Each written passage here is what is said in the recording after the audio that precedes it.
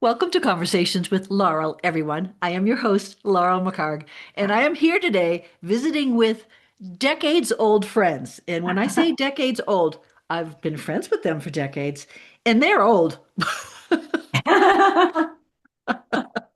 Oh my, it beats the alternative. Marjorie and Marshall Winkle. You are both, and I had to look this up, you are both nonagenarians. Oh, really? Right? So, Yes, I so guess. one of your daughters, Meredith, who's recording this right now, just told me that you, Marjorie, turned 90 a month ago. Correct. And I know I sent you a birthday card with pictures, but I did not realize you were 90. Now, I knew your old man had turned 90 a year ago, so, In right? But October, end of October October. last year, yeah. I did not know that you were 90 as well. And so I just am still in awe. And I wanted to capture some moments and ask you some questions because it's not very often you meet people who are in their 90s who have been married longer than I've been alive. I'm 67. We've been married 68 years this month. No, last month. Last month. We're Yeah, into May. I know. And so this just is absolutely remarkable. And so I wanted to get a few tidbits from you, all right? And I'm going to go back and forth. So I'm Okay. going to start with you, Marjorie, who just turned 90 and who will always in my mind be about my age.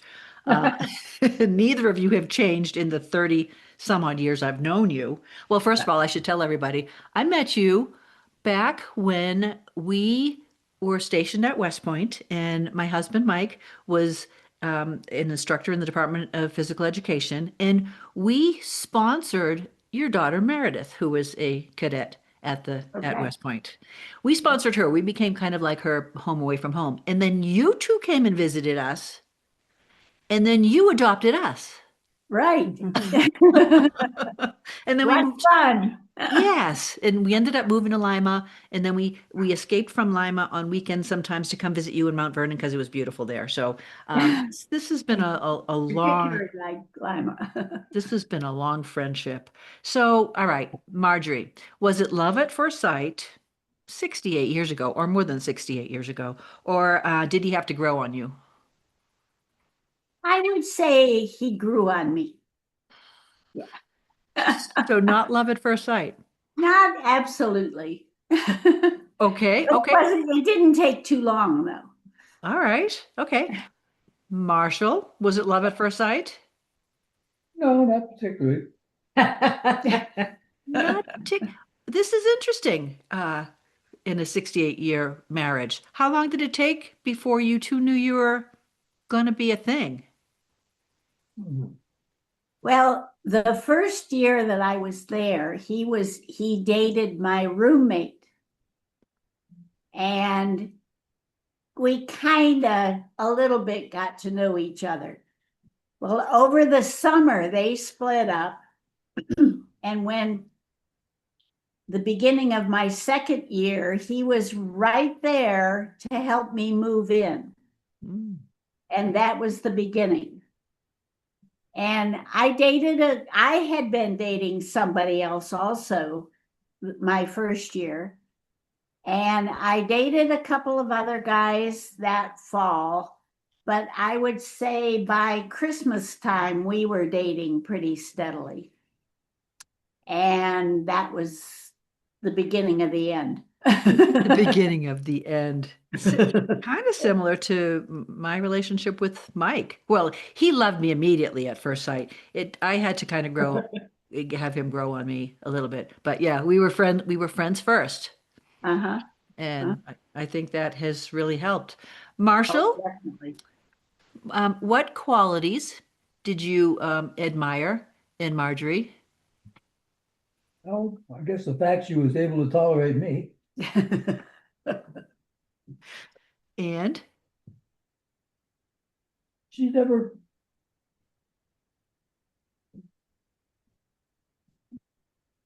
she was stable.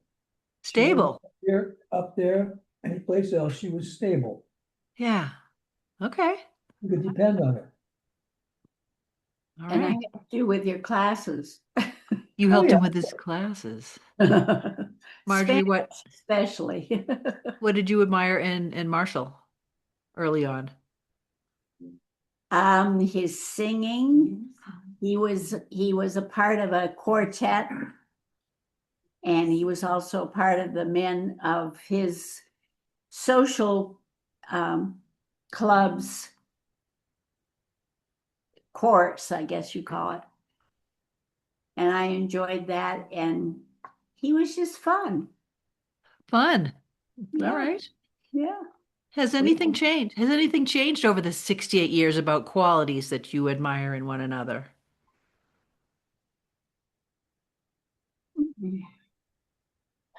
Is he still singing? Is he still singing to you? Occasionally, not as much as ever as before, but occasionally. But he's always been responsible, held down good jobs, taken good care of us as a family, and built us lots of nice things. Marshall is a woodworker, as is my husband now. I think he might have been motivated by you, Marshall. Well, I hope Mhm. so. I Yeah, think glad to hear it. a little bit. Yeah. Um, Marjorie, what expectations did you have of Marshall in the early years? And I think maybe you've already hit on some of them. Yeah, I was just going to say, just taking good care of us as a family. And we were excited to have a family and very pleased when we did. Um, Sometimes I got a little disturbed because he had seemed to have a lot of evening meetings for a long time. So he wasn't around. But he made up for it on weekends and he did a lot of bicycle riding, but it worked out all right. Yeah, as does my husband. Marshall, what expectations did you have of Marjorie in the early years of your marriage? Yeah, that's interesting. I just expected her to Feed you. feed me. Well, yeah, feed me, of course.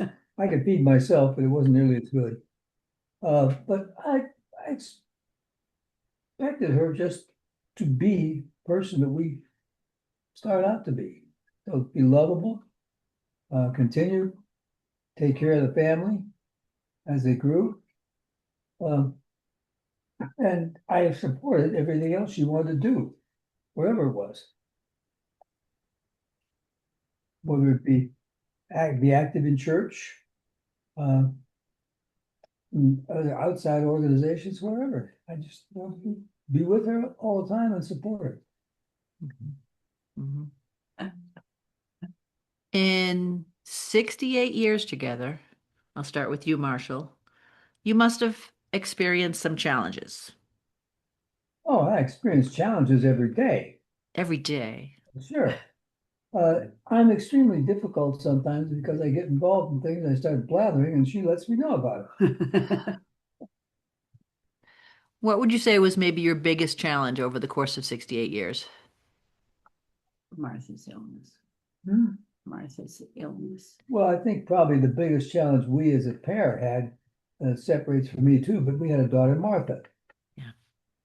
who became ill. She was living away from us. She came home and she lived with us until she passed. Yeah. And that was an extremely difficult time for both of us. I think about her frequently even now. I do too. Marjorie, how did you deal with that? And again, we knew Martha and she was a beautiful soul and yeah, of one of four daughters. I just felt privileged that we went to many, many appointments in Columbus, and we always stopped afterwards and had lunch together. And she was with us for 9.5 years Mhm. while she was battling this brain tumor. And we spent a lot of very good times together. And I treasure those. Yeah. Marjorie, did you ever think things might not work out with Marshall? No, never had any question about that. Never doubted. Marshall, did you have a question? Heavens no, I made a decision. That was enough. You made a decision and that was enough. I ask you this because my parents, after my dad retired, and they were married over 50 years, my dad wanted to retire in a condo in Florida, and mom wanted a little house in Massachusetts. And so we five girls actually were a little bit concerned that Oh. things I might could not see work out. It was a little rocky, but they compromised and got a condo in Massachusetts. So it all worked out. the wise compromise. So Marshall, you might have had disagreements over the course of 68 years. How do you resolve them? I shut up and listened. No, we talked them through. We talked them through. We really haven't No, had we any, listened. we haven't had any serious No, we have disagreements. never had a serious discussion, a serious disagreement. Mm-mm. I think in all the years together, we've never had a serious disagreement Mm-mm. that we couldn't talk about and say, okay, well, let's do it this way or let's do it that way. Okay, let's go. Do you think it's because did you come from similar backgrounds growing up? No, not I don't think really. so. Not really. Not, I didn't come from, my mom and dad were good people. They got along well together. And they gave me a heck of a good way to begin, but that was their life. My life was the life I led, and I never did. No. I had two buddies in high school. We ran together all the time. I'm the last of the three still living, but I've been in touch with the one remaining up until he passed less than a year ago, I guess. We used to get together, the four of us, Bill and I and his wife, and we travel, do some traveling. So we're good people. And I have never gotten together with any, I have no idea about any of my high school or college, well, college friends a little bit, but high school friends. My high school, as far as I know, never even had a reunion unless they just lost me and I never found out. But Huh. So you developed friends together, kind of? yeah, Oh, yeah, yeah, sure. throughout. Yeah. All right. Neighbors became best friends, and many of them have passed now, which Yeah. is kind of tough, but That's one of the things we're facing now as we mature. Fewer of the people we lived with, remembered, socialized with, are still in existence. yeah. That's one nice thing about moving here. We're making new friends. Because these people coming in are the remainder of that segment of the population that exceeds, lives on. Yeah. Yeah, so that was a question I was going to ask later. I'll ask it now. You recently sold your family home of, as 40, 40 years. 40 yeah, years. 40 years, and you moved into a retirement community. What was the biggest, like, how was that transition? I did not find it difficult at all. Okay. One of the things that's the nicest here is never having to worry about maintenance or upkeep. When we watch television and see ads for new roofs or new furnaces, we say, aha, we don't have to worry about that. Mm-hmm. And that's very freeing. Yes, but you also had to, I mean, your home was absolutely beautiful, and when you have a home for as long as you did, you accumulate things, right? So We how was had, that process? And we, Marshall, we, We're still working on that. yeah, really? well, as you can see, I brought a lot of the memorabilia here. Yeah. And we look around and we see our home. So, yes, there's still some bins that I should go through and get rid of stuff, but there's, there's a cabinet over in the corner, you saw it. yes, It's got the drop leaf desk on it and everything else. I built that umpteen zillion years ago. And then we've used it. Yeah. The television thing, if we look around and what we had is still with us. Yes, yes. the important things are still. And then the other nice thing is that our girls actually wanted and have kept lots of things. And when we go to their homes, we see some of those things being used and being loved. And What more that could you hope for? that's great too. Yeah, yeah. I'm one of five girls, and my mom, early on, would say, if there's something you want, put your name on it.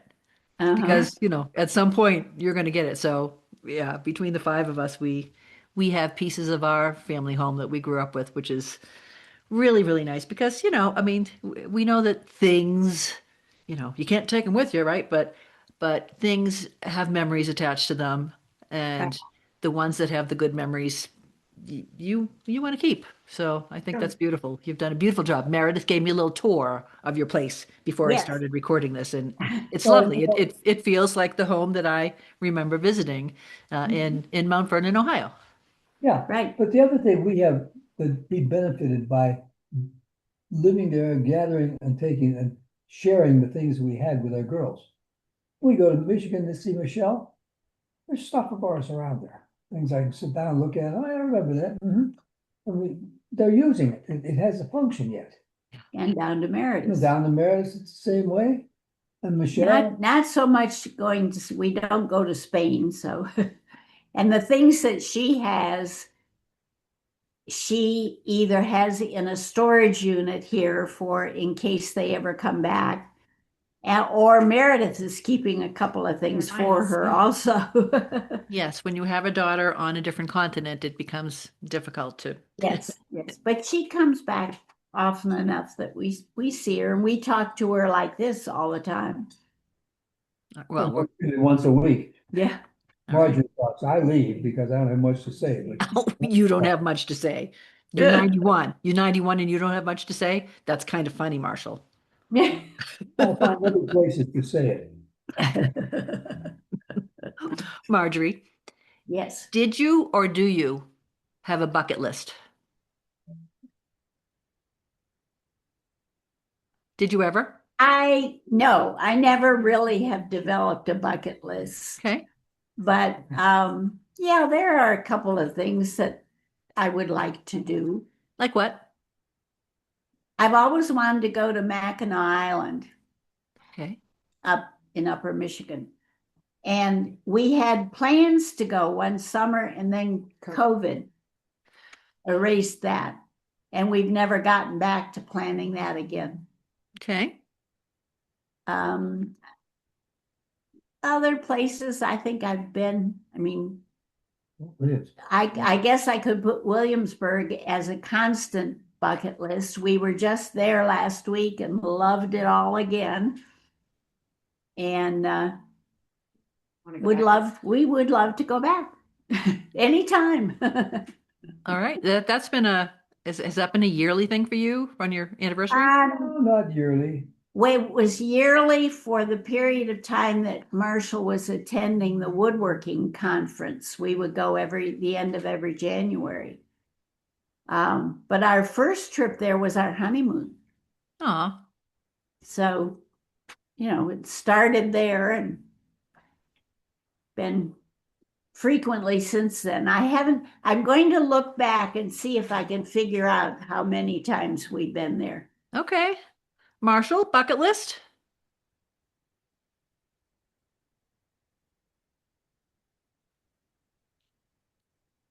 Things you'd like to do or go places you'd like to see. Oh, Williamsburg was one. I wanted to go back there in the worst kind of way, and we went back and had a great time there. Yeah. Revisiting. Uh, but I don't know, I love the bicycle. I loved to bicycle for 40 years or 35 years. And I haven't bicycled the last couple, 3 years at least, maybe 4 or 5. And I'd like to do some more bicycling. Okay.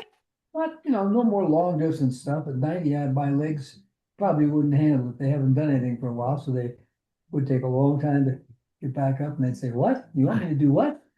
So we wouldn't do that. And plus the fact that the people I bicycled with don't exist anymore. Yeah. So like you don't have jumping out of an airplane or I've done that. when did you do that? His 75th birthday, My was it? 75th birthday, I think. Dwayne made arrangements for that. And we have pictures of that on the wall out there. and Marjorie, you didn't do it with them? No. No. She didn't even fly with me. She Oh, stayed- we did so Not fly. that day. Oh, not that day. Meredith and Dwayne stayed down below and took care of her while I went up and jumped out of the airplane, and Dwayne picked me up and brought me back. Was it everything that you expected? Was it thrilling? It was thrilling, yeah. All right. Anything else on your list, like bungee cord, jumping off a bridge or anything? No, No, we've done zip lining, and Yeah? we did that was fun. We did it in Hawaii, and we did it at the Wilds In Virginia. and in Virginia, yeah. So that was fun, but bungee cord, no, I'm not into that. You're done with crazy things. Things that your parents would have said, "Are you crazy?"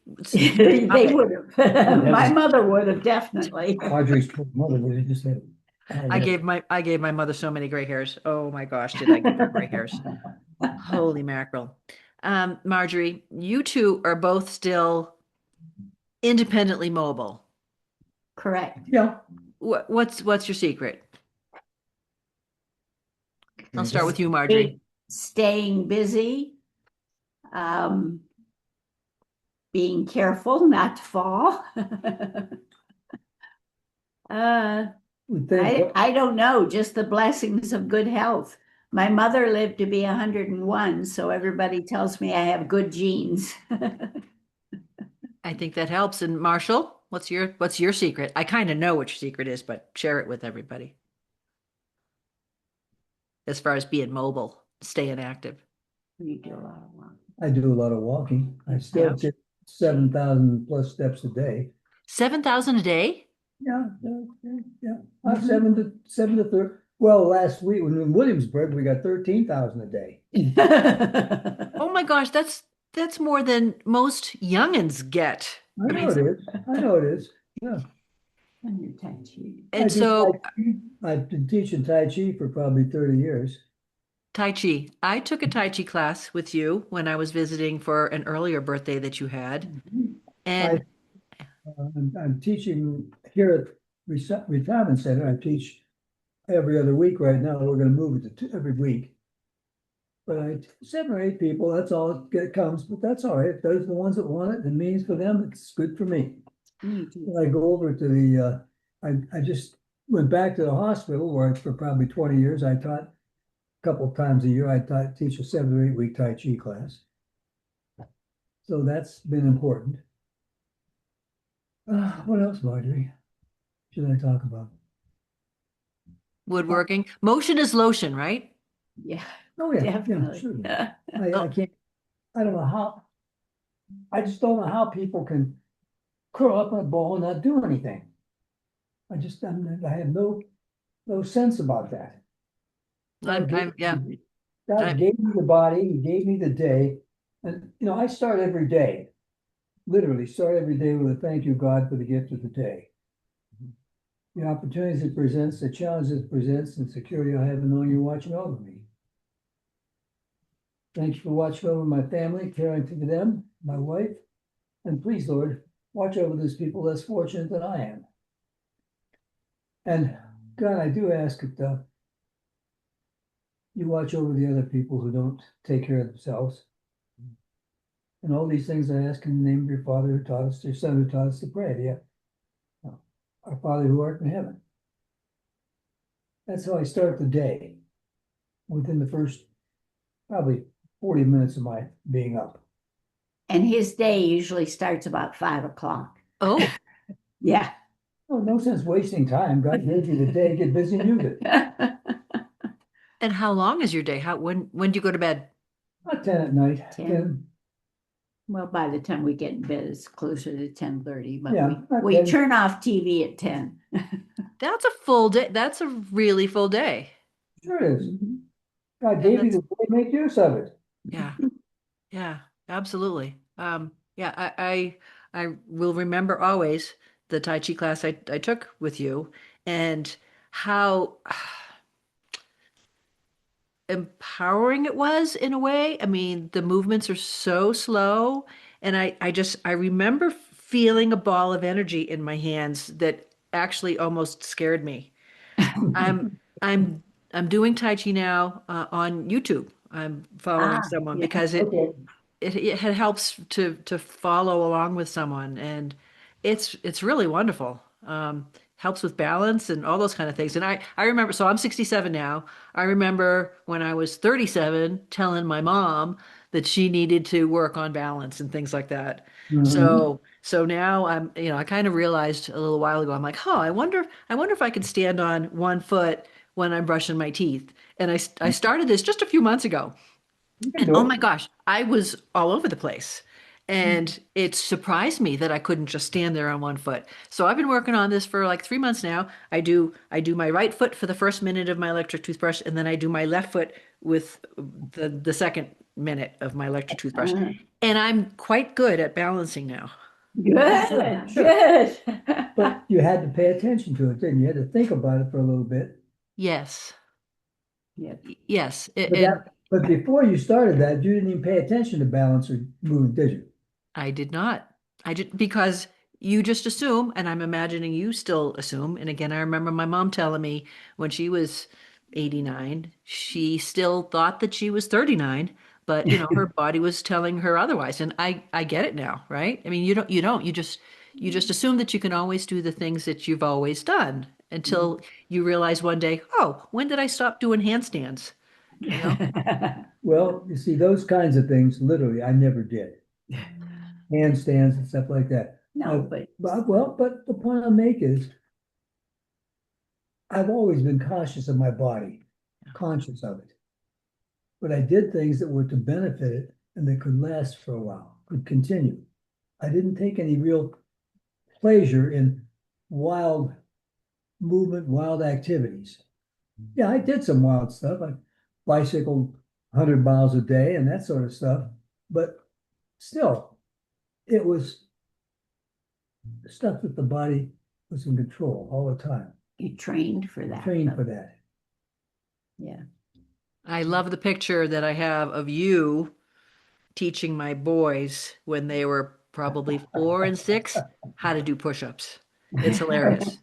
Nick, Oh, you're in a perfect push-up position. Nick's in a perfect push-up position, and Jake's like this because he's oh yeah. anxious. Oh well, they were having fun. Yeah, absolutely. Um, Marshall, is there anything you miss from the world of your youth? The world has changed a lot in 68 years, right? Well, it's changed a lot since you guys were born. Do you miss anything from your early days about the world? That's a hard question. Like you say, when you added, you expanded that question a little bit for me. You directed, you say about the world. Oh, sure. Uh, this is the first time we've had a president that I couldn't stand. Mm, I, I, I looked at the other people for all my life and said, well, okay, they've got problems, they've got things to work at. Didn't always like what they did, but I knew they were trying. I can't say I have a single positive thing to say about the existing. I'm worried about our results. yeah, Okay. things are very different now. Yeah. Um, other than that, oh, sure, there've been things I'm certain of things that I look over my shoulder at and say, boy, or look ahead and say, oh my gosh. But no, I'm still, I deal with the day. Back to start the day, thank God for the gift of the day and the security we have in knowing you're with us. Let's go live it. Marjorie, do you miss anything from your early days? I miss the fact that kids can't, parents can't allow their kids to walk downtown or go out. And even in some areas, they can't even be sure that they're safe just going out to play. Mm, I mean, when we lived in Grove City, our kids just walked to the movies, walked downtown, Played at the college. played in the college woods. yeah. Nowadays, parents can't do that with a feeling secure that their kids are going to be safe. So what changed to make that? Because I mean, I grew up the same way, and well, I grew up in a neighborhood where we all grew up together. I call it a sunbeam, white neighborhood where all the young couples moved in together, and all the kids grew up together. And yeah, we'd go play in the woods, we'd go ride bikes, we'd come home. And Mike too. Mike grew up in the boonies of Northern California, and his parents are like, "Come back when the mill whistle blows," and sometimes he Yeah. didn't hear it when he was in the woods. Right, right. I used to ring a bell. Yeah. So yeah, things have changed. Population wise, maybe I don't know. Hard to put a finger on what has changed and why. And again, different generations have different ideas about raising children, right? Yeah. And only we've done it right. Oh, yeah. Well, Marjorie, Yes. what expectations do you have of Marshall for the next decade? To stay with me. uh, just to continue day after day. Just take each day as it comes, and as he always puts it, just live it to our best Marshall, any new expectations of your blushing bride for the next decade? no, I just want to see her every day. Here, Aw, me. Okay, and if she's upset with me, I don't mind that she talks to me and tells me about it. And sometimes she doesn't smile when she tells me, but that's her. She has that right to do that if that's the way she feels. Well, I think that's the biggest thing that I would have to say about us in our total relationship. Yeah, I'm not perfect with her, and she's not perfect with me, but what the hell? We have a good time. We enjoy life. We say thank you for the gift of the day, Lord. Good to see you and have you part of it. And thanks for another day, March. The last thing I want to do, let's kiss you and say goodnight. And that's it. I have a feeling maybe you respect one another. That's Yeah. that's a given. Yeah, we have highest respect for each other. Yes. Which one of you is the Respect for funny? her. Which one of you is makes the other one laugh more?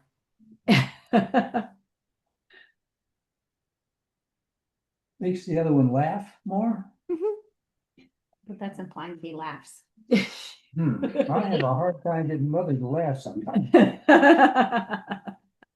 that grin off, you get that grimness out of your face and laugh a little bit, but I think we make each other laugh. Yeah. We Yeah. don't, it isn't something we say, oh geez, I'm gonna make, I gotta get more humor in this life for Marjorie. It's just, no, we don't worry about that. That just comes with being. Mhm. It's funny because like people who don't know my Mike very well, you see him as being, kind of stern and serious Mhm. and maybe not fun to be with. He makes me laugh every single day. Oh, yeah. Every single day. I'm sure. I'm Yeah. sure. Yeah. And it's not just the way he looks. No, no, you have a relationship that allows that, Mhm. as do Marjorie and I. Yeah. Yeah. Yeah. Marshall, what is the best piece of advice you can give to young'uns in perhaps their early relationships?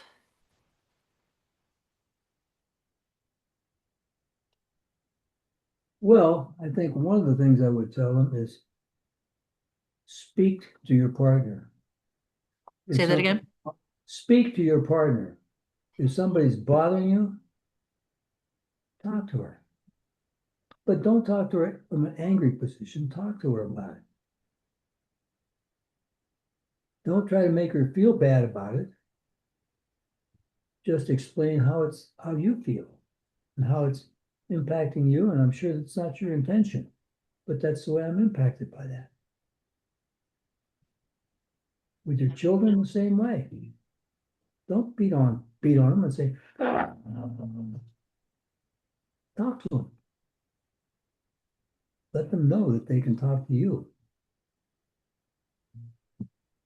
And don't assume the fact that you have to be perfect. Yeah. Because God knows you aren't going to be perfect. Yeah. And you've proven God to be right over the years. But the bottom line is you still have respect for each other and you love each other. Mhm. Yeah. Marjorie, anything to add to that? Advice to young'uns in early relationships or just young'uns in general? Oh, I think the most important thing is communication. Yeah. It seems like sometimes today people just walk out and don't really figure out what the problem is by talking to each other. And that's the key. Marjorie is not always turned on by what I do. But we could sit and talk about it. And I likewise with her.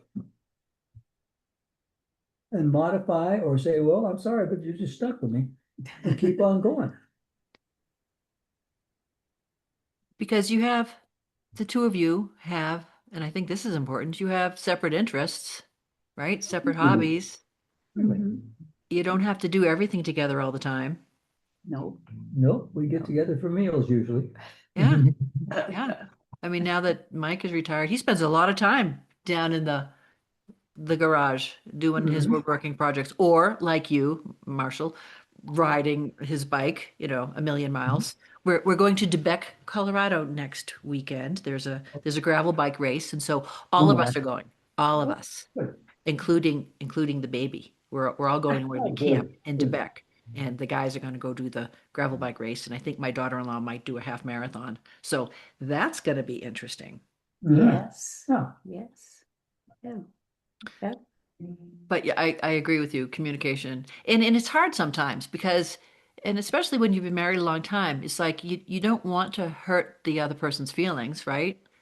No, Yeah. And sometimes it's difficult to bring up something. And sometimes when you're in an early relationship, you let things slide that might bother you that you don't talk about, and then all of a sudden years go by and it's like, oh man, I wish I had said something earlier. Mm-hmm. Mm-hmm. well, that's an individual situation. Yeah, I think you pointed out. But we've been very open to each other for 67, 68 years. Would Well, you agree? I would say even longer than that. Yeah, yeah. Probably 70 years. Yeah, Yeah. because you knew each other before you got married. Yeah. And we talked before we got married. Yeah, we did. Yeah. Marjorie, what is something you hope your future generations of people will remember about you? And again, you got another 10, 15, 20 years to make memories. Well, we're already talking about making a cookbook Oh. of our favorite recipes.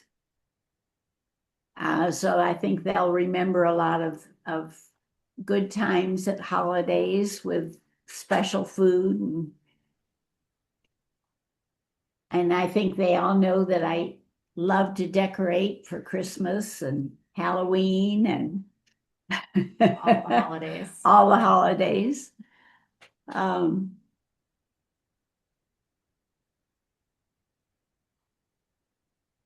They probably will remember that I used to make all their clothes. I don't now. I'm making some very, very simple, very uncomplicated quilts with a lot of the scraps from the clothes that I made over the years. Oh, that's fabulous. That is fabulous. I bought a sewing machine recently. I need to learn how to use it. Yeah. Marshall, what do you want future generations to remember about you? What do you want them to say about you?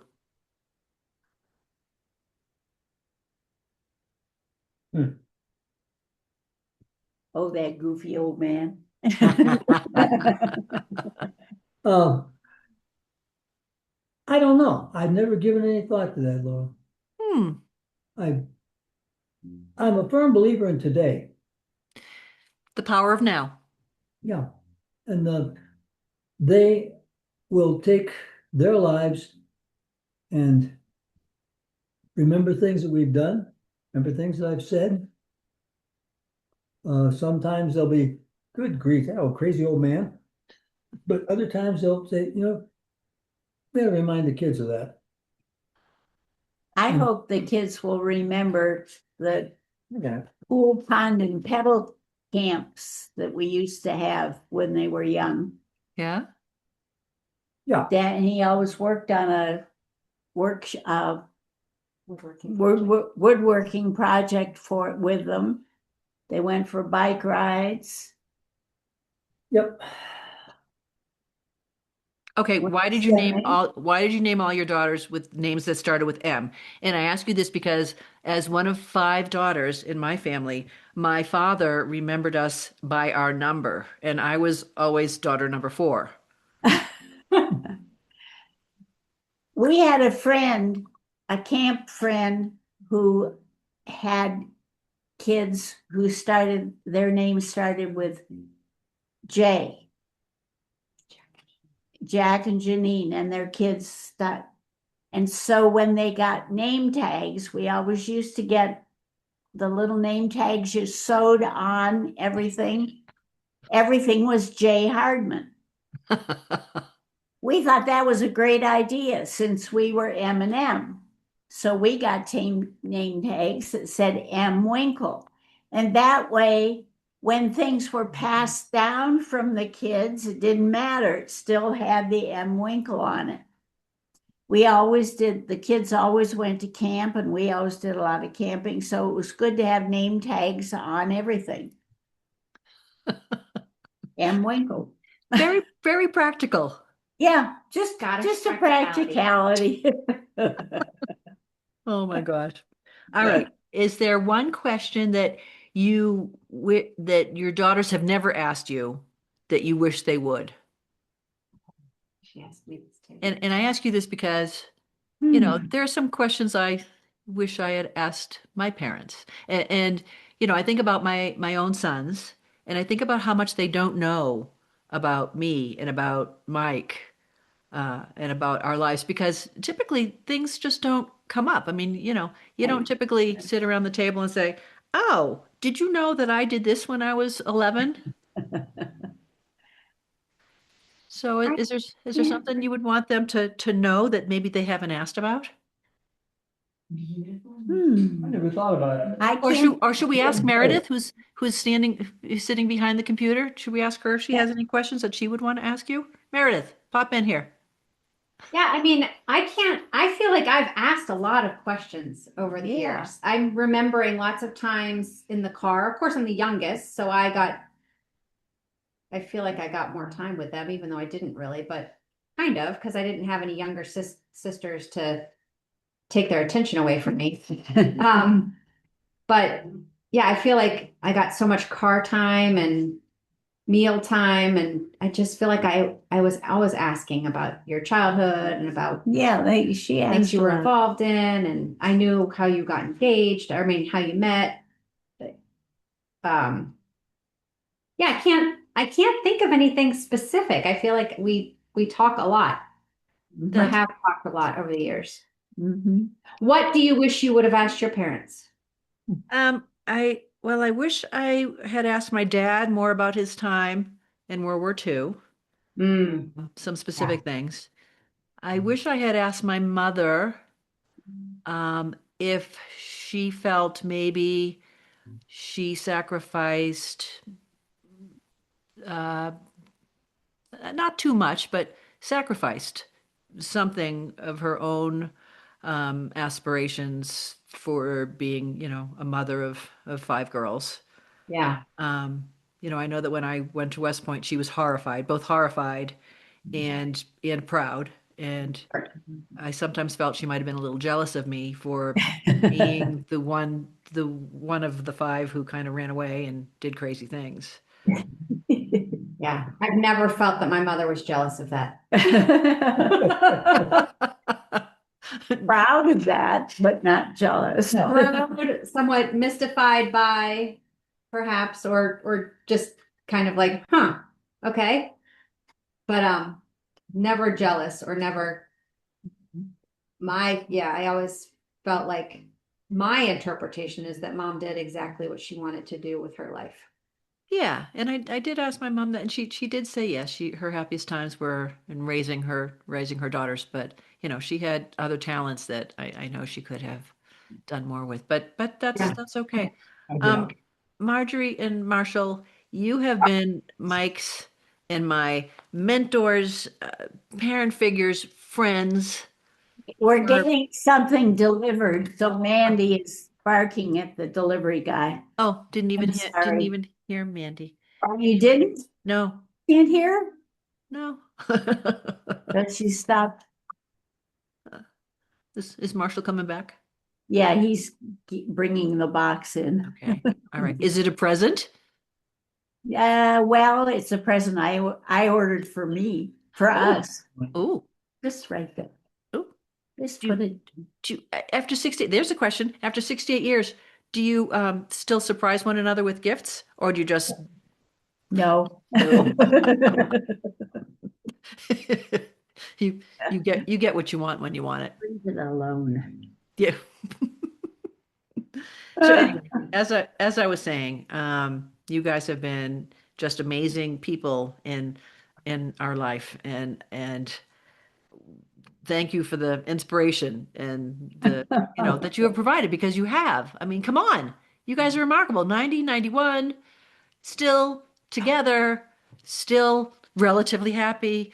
Very happy. Very happy. No, And we Very feel happy. very, very blessed. every And day we recognize being blessed another day. Yep. yes. Yeah. And we've loved having you in our lives also. Yeah, you've been important. You've been great. We've been blessed. We've been blessed with some of the friends we had. Mhm. I remember fondly the weekends that you would come down from Lima because you didn't particularly enjoy Lima. And you did enjoy Mount Vernon, and we loved having you. It was fun. we loved that too. What's my favorite part of the turkey? The leg. The wings.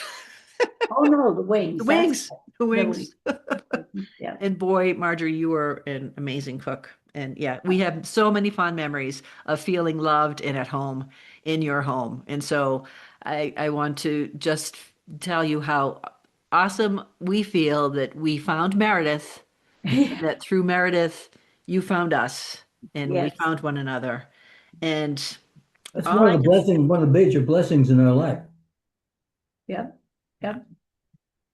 all I can say, Marjorie and Marshall Winkle, is here's to the next generation, the next decade with Yeah, you. I love you. We love you. good. And I'm gonna make Mike drive cross country with me sometime before the end of this year. I And would love it if we would get to meet Connor someday. yeah, I he's loved his pictures. he's a You don't special. have to bring him with you this trip, but we'd like to see him. Okay, all right.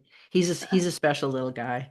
Anyway, course we do. listeners out there who have been getting some incredible information from this nonagenarian. I wanted to say Nana. You guys are nonagenarians, but you're nonagenarians, 90, 91. Non-engineering. Yeah. Did you know that you're nonagenarians? That's what you No, are. never heard that word before. That's what you are. Married 68 years, going strong. People give us a thumbs up. If you have any questions of this incredible couple, write them below and I'll ask and we'll get some more answers. I love you so much. Enjoy the rest of your day. Meredith, love you too. And Love you, Laurel. we'll talk soon, okay? Okay, thank you. Okay, Bye. Take care, dear, in regards this to your has been wonderful. long-suffering husband too. I will. Okay. Bye. Bye.